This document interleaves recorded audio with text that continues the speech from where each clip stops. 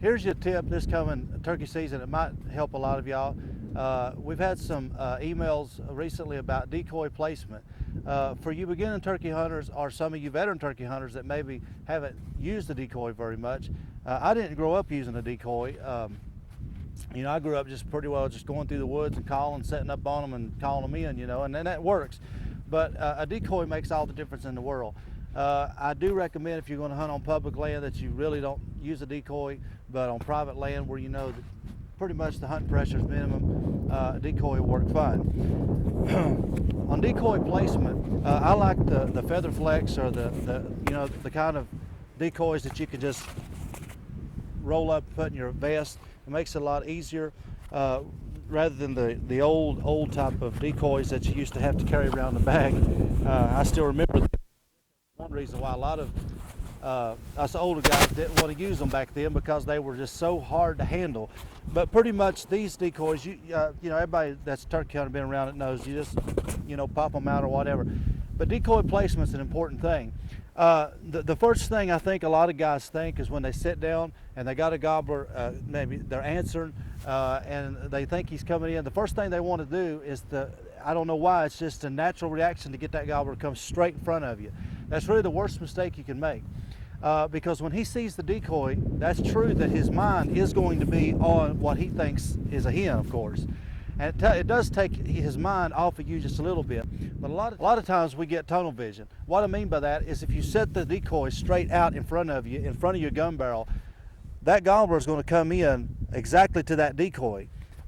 Let's say you're sitting back here at this tree, and you got your decoys 18 to 20 yards, which is what I like, you know, or even closer. I like, you know, decoys anywhere from 15, 18 to 20 yards. No, I don't like them any farther than 20 yards. That way I know, first of all, distance-wise, and I know if he's at the decoys 20 yards, or if he's just a little beyond, I can kind of guess that he's in that 40-yard range. And so it gives me just a little bit more confidence to exactly know if I have to take a long shot, exactly how far that turkey is. So it does kind of help you on distance. But I like to keep my decoys, say, 20 yards or less.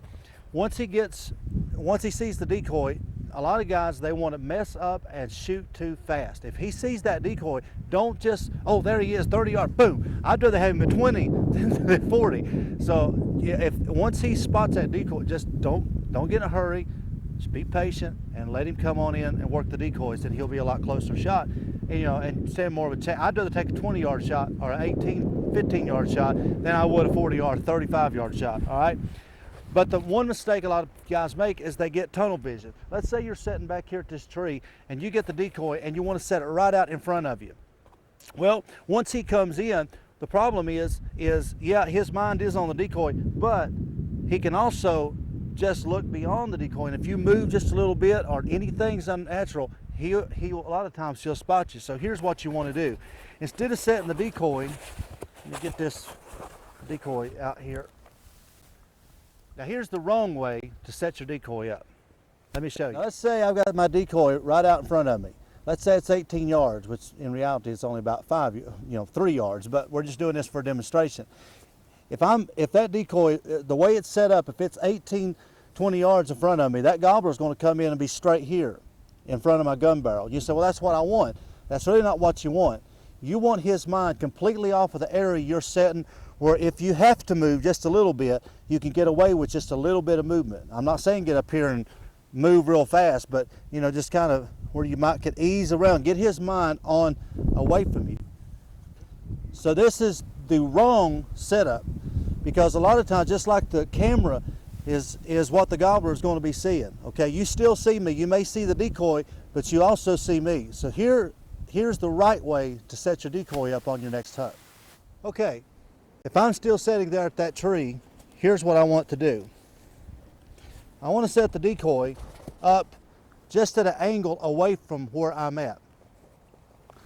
So in other words, if I'm sitting here, the gobbler, instead of coming tunnel vision straight to me from a gun barrel, he'll be coming past me and he'll be coming to the decoy. And you know, normally they'll be strutting, you know, they'll be whatever the case may be. They'll be strutting. What you want, and instead of the gobbler coming tunnel vision straight in front of you, you want to go off just to the side, you know, whether it's just an angle or a real sharp angle, maybe not a super sharp angle, but just enough to get his mind off of you and the area you're at. Because normally he'll be strutting, maybe pecking at the decoy, brushing up against the decoy. His mind's going to be on this decoy. That way, if you have to move really slowly, a lot of times you can get away with that little extra movement. So the next time you go on that turkey hunt this spring, always remember, when you hunt with decoys, don't set it up in front of your gun barrel where you get tunnel vision. Set it off to the side where he'll come past you to the decoy, get his mind off of you, and don't shoot too quick. Let him get up to the decoy to where you'll know exactly about how far that he is, and you'll have a better shot. Because again, I'd rather shoot 20 yards than I would 35 or 40 yards. So try that this spring, and I guarantee you, you'll have better success with your decoys.